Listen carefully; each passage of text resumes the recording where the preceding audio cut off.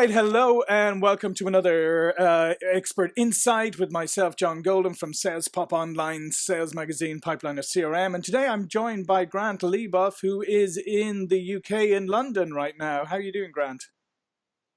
Yeah, I'm good, thanks, John. Thanks for having me. Yeah, and Grant is one of the UK's leading sales and marketing experts. He's written a bunch of books: Digital Selling, Stickier Marketing, Sales Therapy. If you're in sales, you definitely need therapy, that's for sure. And he has a new book coming out, The Myths of Marketing, in early next year, I think. Is that right? That's right, writing it at the moment, so it's early next year, yeah. Perfect. So what I wanted to talk to Grant about today was, you pushed the clock back a couple of years. There was so much interest, and maybe some say hype, around social media and social selling and the big impact it was going to have on sales. And I mean, I even wrote a book on social selling a number of years back. But my perception, and certainly some of the people I talked to over the last couple of years, the salesperson interest and maybe faith in social media as a way of helping them sell has maybe waned a bit. So, Grant, being an expert in this area, I want to get your perspective on what you think maybe they're missing out on, maybe they overlooked, maybe they focused in the wrong places. What are your thoughts?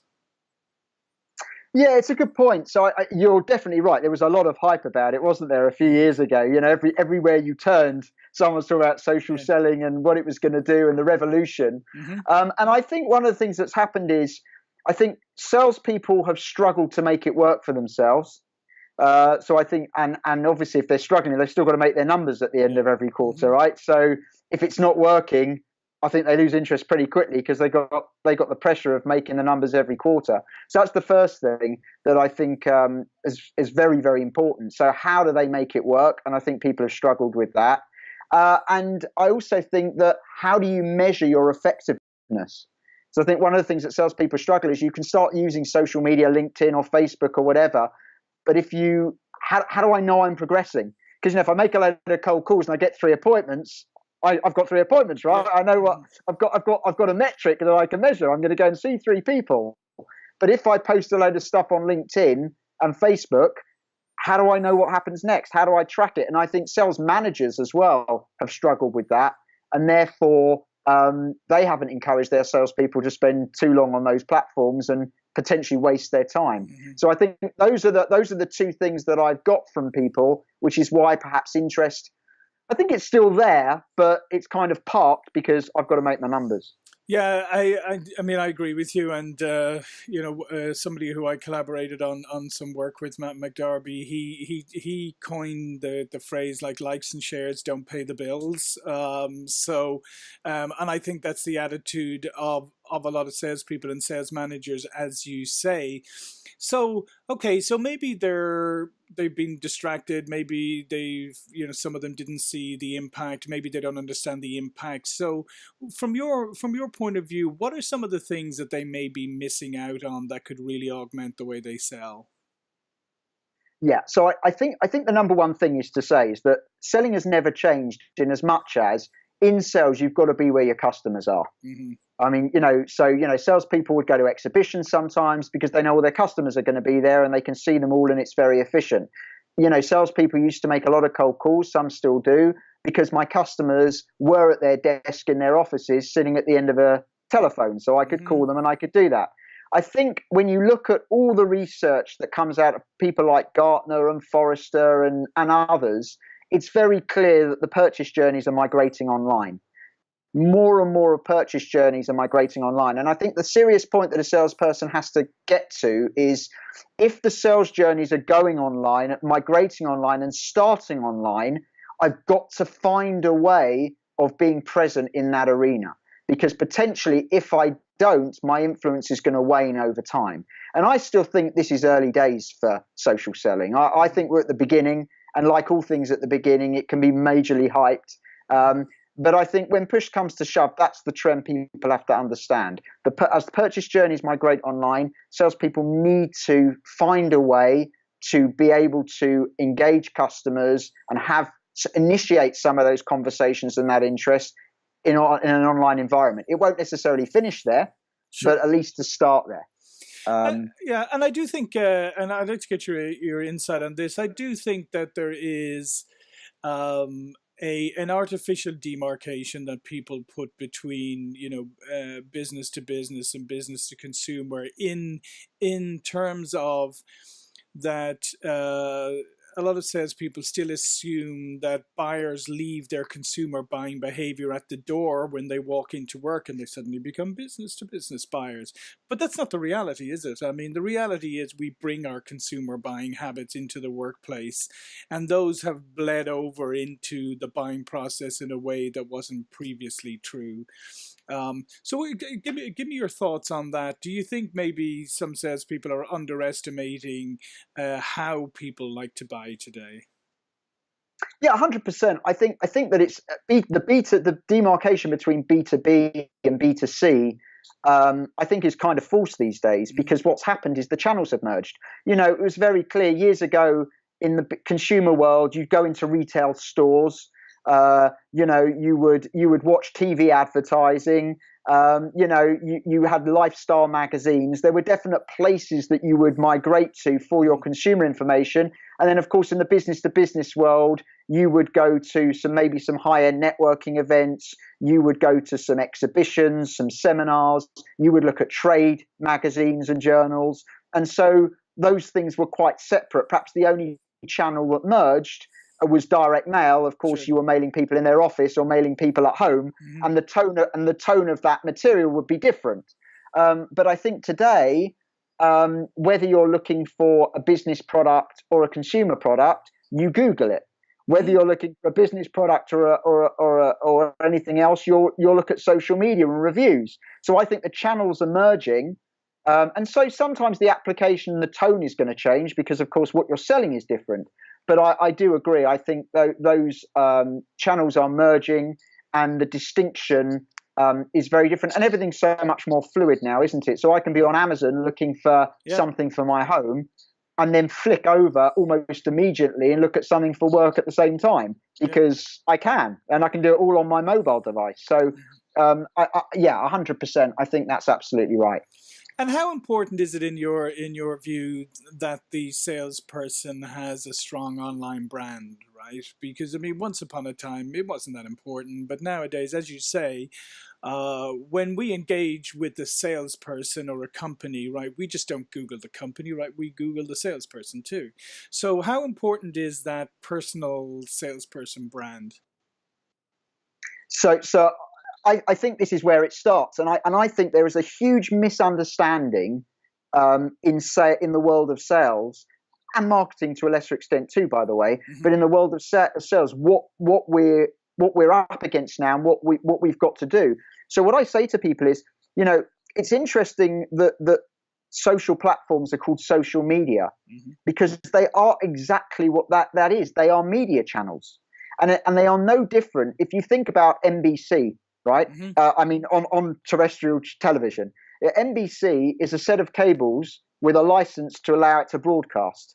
Right? That's all it is. What makes NBC interesting for some people is the programs that it makes.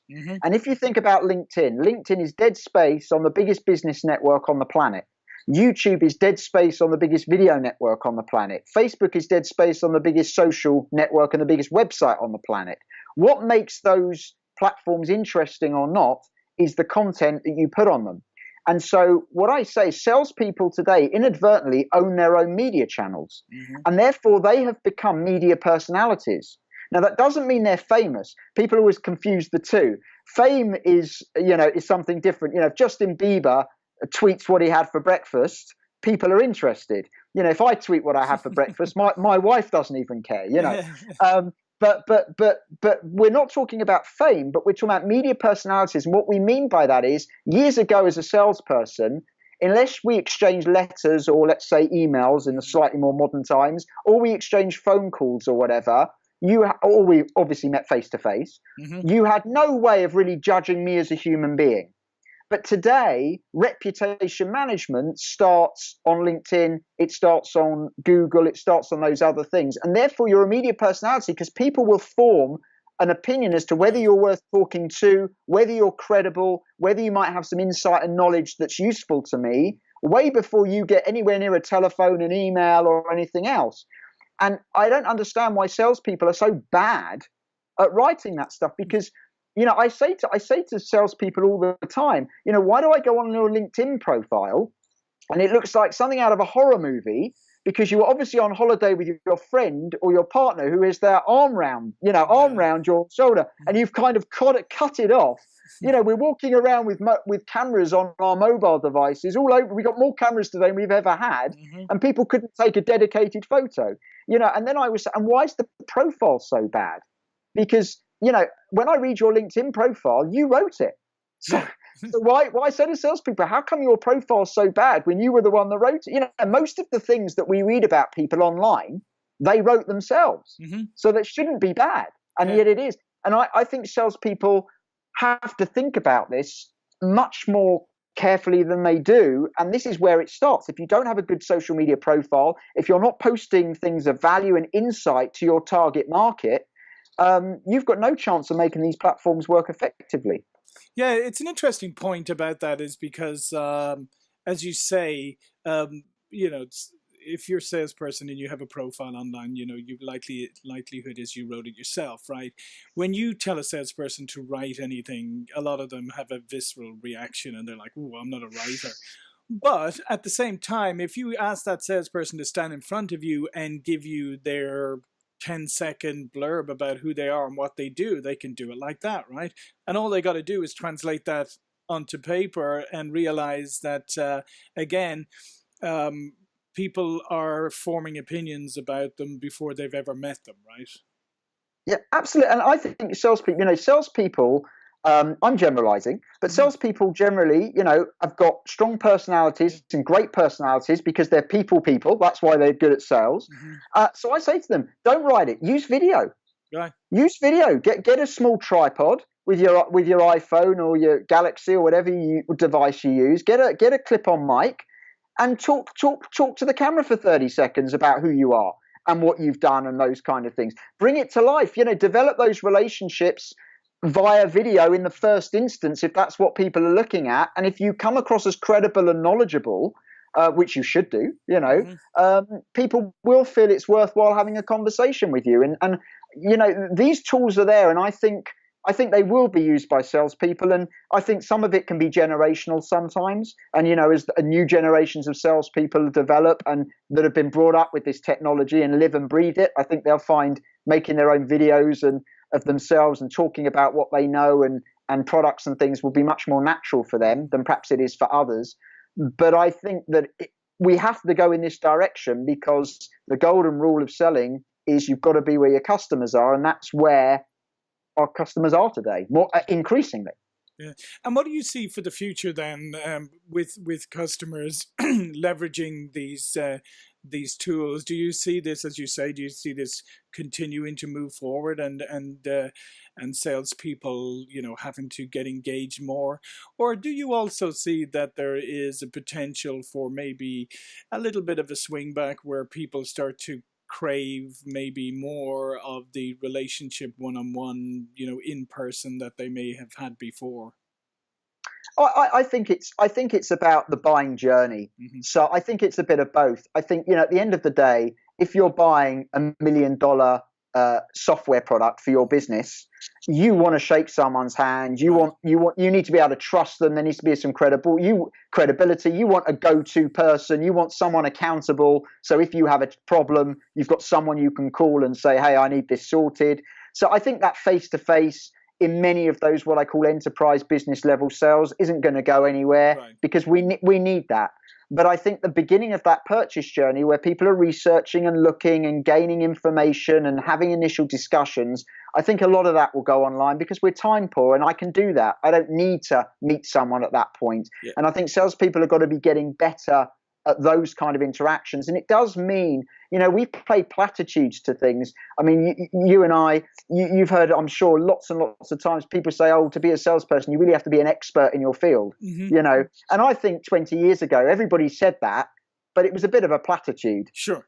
I think today it's not a platitude. You really do have to be an expert. You do have to be able to talk a good game, give content, give people insight. And some of that can be done over Skype, over Zoom, over video.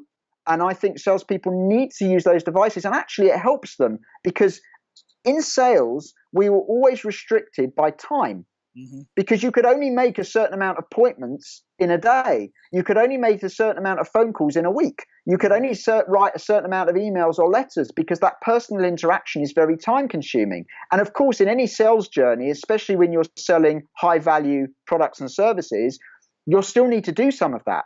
But video is scalable. If I can make a 2-minute video, which is really insightful, and I can distribute that online to clients and customers and prospects, I can reach 200, 300, 400, I mean, it's limitless, but I can reach quite a few people at once. And actually, as a salesperson, to be able to utilize my time at the beginning of a sales journey in much more of an efficient way. And I think it just requires a little bit of different thinking from salespeople. And I would add this, by the way, and I really think this.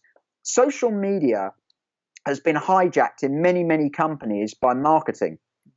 And I've always said social media, I'm not saying marketing people shouldn't be on social media, by the way. That's not what I'm saying. But social media is a really bad brand to person communication tool.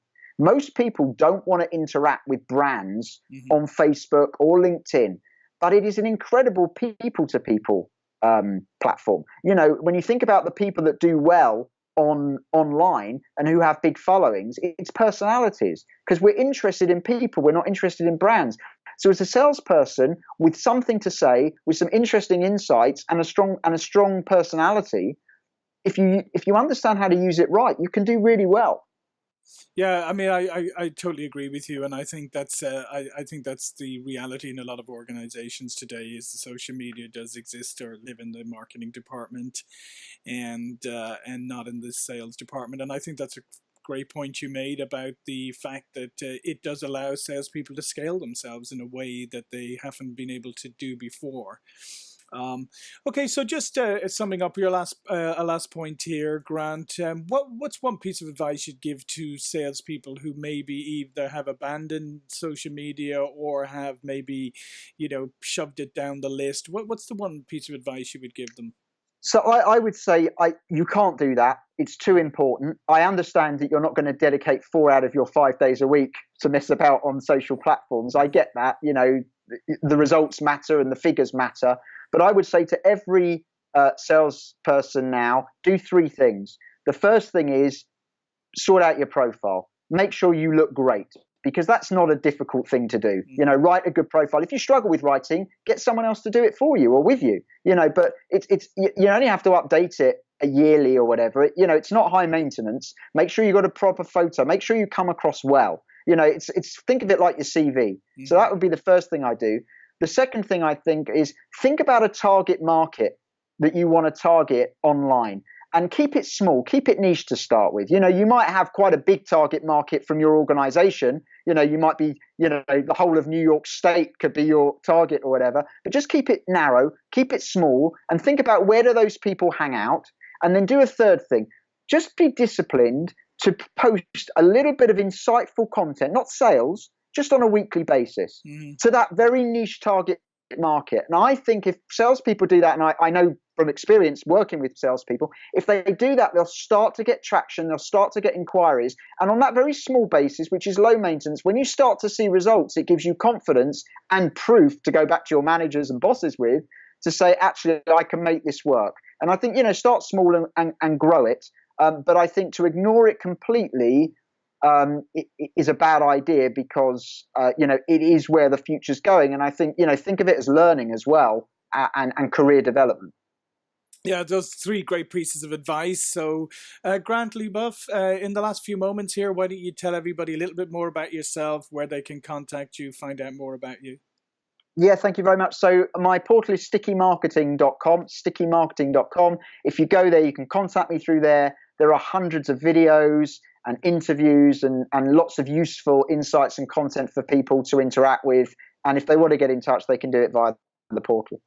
Perfect. All right. John Golden, SalesPOP Online Sales Magazine, Pipeliner CRM, another expert interview. Thanks to Grant for those great insights. And I'll see you all again for another interview soon.